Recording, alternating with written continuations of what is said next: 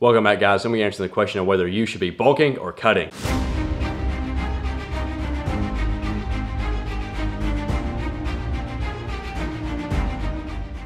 Now, for some individuals that are just getting into working out or dieting, it may be a little confusing at whether they should start training at a caloric maintenance, or if they should go into caloric deficit, which is cutting, or if they go in caloric surplus, which would be a bulk. So hopefully this video will help you decide whether you should be bulking, cutting, or stay at a caloric maintenance, whether you're new or not. Now, personally for me, my general rule of thumb is if you're just an average Joe with no real set goal in mind, if you're 10 to 15% body fat, really low body fat percentage, I recommend bulking. You know, if you're a very lean individual, very skinny individual, scrawny individual, you need to eat more. You need to add more weight to your frame. And by entering a bulking state or a caloric surplus state where you're eating more calories than you're burning, you're gonna not only add a little bit more fat, but you're also gonna be putting your body into a more anabolic state to promote that muscle growth. So if your body fat percentage or BMI is very low, I recommend looking into bulking. Now, let's say that you're on the other side of the coin with your body mass index or body fat percentage being higher at 20%, 25%, or even higher than that. I would recommend you to cut. You need to be entering a caloric deficit where you're cutting back the calories. And by putting yourself in this catabolic state where the calories you're eating, the calories you're consuming are coming in, it's less than the calories you're exerting or burning, you're gonna wind up losing weight. And you're not just gonna lose a little bit of fat, but you're also gonna lose a little bit of muscle mass, and that's completely normal. But to help mitigate that, I recommend you keep your protein intake very high, you know, about 0.5 gram to 1 gram per pound of body weight, especially if you're a 200 pound or less individual. Now, if you wanna figure out how to put yourself in a caloric surplus or caloric deficit, you know, you wanna figure out how to bulk or cut, I recommend you check out this video up here. It's gonna really help you understand and also provide you with some examples. Now that we've gone over the general rule of thumb, we need to look at your goals. You know, are you a powerlifter? Are you optimizing your body for strength? You're training for strength, your diet for strength, or are you a bodybuilder and you're optimizing your workout for hypertrophy of the muscles, you know, really trying to look fuller and look leaner. Now, for both sports, there are off seasons, and usually during this off season, both bodybuilders and powerlifters often bulk. And this is just to put their body in a state that's gonna be more anabolic, gonna promote more muscle growth and help them push past plateaus. But the main difference is bodybuilders are not going to bulk as long as a powerlifter would. The powerlifter is only going to wanna cut, you know, to be able to make weight, to be able to make weight clash. But for a bodybuilder, you have to cut down. You have to get that lean physique to be able to step on stage and can properly compete. So for a bodybuilder, you're often not gonna bulk near as long as a powerlifter would.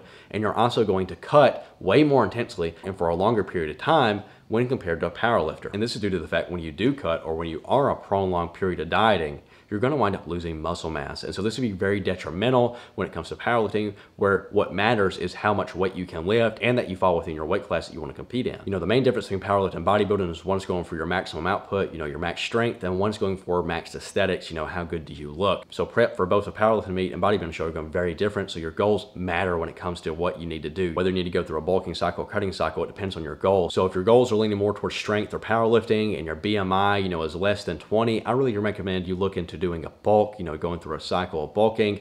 And that way you can get not only your body weight up, but you're gonna put your body in a more anabolic state to help promote that muscle growth. It might help increase your total. The only thing I caution is I wouldn't go too overboard. You know, I might gain 10 or 15 pounds and then I go through a small little cut to make sure we're not going way far over our weight class and we're putting ourselves in a bind and it's coming close to weigh-ins, coming close to the meet. And you know, you took the bulk a little too far, you know, added 30 pounds and you had to go through a prolonged period of cutting, and that made you lose more muscle than what you gained, and you just feel really weak, and it just ruins everything. So I'd do a small bulk. I would not go over 10 or 15 pounds, and then I'd cut back down because the slope can get a little slippery, you know, if you start, especially if you're dirty bulking or really trying to do anything fast. And the same thing goes for bodybuilders as far as you don't want to go too overboard with it. You know, if you put on too much weight, you won't have enough time. You'll limit the amount of time you have to cut properly, and you'll try to speed through, you'll try to crash diet, and it will not only ruin your strength, but you'll also lose a lot of muscle because you're trying to go at it too fast. And that's because cutting and bulking is not a sprint, it's a marathon. It takes a long, prolonged period of time, at least 2 to 4 months to properly bulk and cut. You're not going to be able to do a couple of weeks of crash dieting and say, oh yeah, I cut it, by the way. You know, that's why I look so lean and shredded right now. Your workouts are gonna suffer. And so the combination of bad nutrition, no calories, bad workouts or missed workouts is gonna really contribute to the loss of muscle. And the faster you bulk and the faster you cut, the more fat you'll gain or the more muscle you'll lose. Because if you bulk really fast, you know, take a dirty bulking approach, eating fast food, you know, having a lot of milkshakes and stuff, you're gonna add more fat than you would muscle. However, if you did a more clean bulk, you know, over those 3 to 4 months, you'll be in a more optimized state, and within those 3 to 4 months, you're gonna wind up adding about 5 to 15 pounds if you're bulking.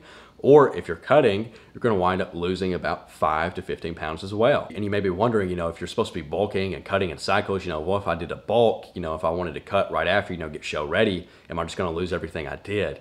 You're not. You're gonna wind up having a bigger frame. You're gonna wind up having a little bit more muscle than what you did before you bulk. If the cut negated everything the bulk did, no one would ever do them. But when it comes to bodybuilding or prioritizing aesthetics, we wanna look into cutting. If you're 20% or over on your body fat percentage, I recommend you cut. That way you can get at least show ready, or if you wanna really get some definition and get some good pictures, that's what I do. That way when you drop off this little bit of fat, you'll have more definition, you'll look more toned, you'll look more shredded, you can get your pictures in, and then I'd bulk, and it's just gonna cycle. You're gonna bulk, you're gonna go to maintenance, and then you're gonna cut. That's usually how it goes. So for me personally, my goal is more powerlifting oriented. So I just came off a bulk, I went through a cutting phase, and now I'm at a maintenance stage. I'm letting my body recomp. And that's another thing. If you stay at a caloric maintenance, there's nothing wrong with that. You'll still make progress. It'll just take a little more time to visually see those results. That's because it takes longer for your body to recomp as far as your body fat to muscle ratio. But personally, I feel better throughout my workouts when I am on a maintenance because everything's more dialed in. There's no influx in my body weight. There's no decrease in my body fat percentage or my energy. I just feel better at a maintenance overall. So for me personally, I like staying at maintenance. However, when I can afford to bulk and cut, I will. Let's say for another example, you feel like you've plateaued in the gym. You haven't had a PR in 9 months to a year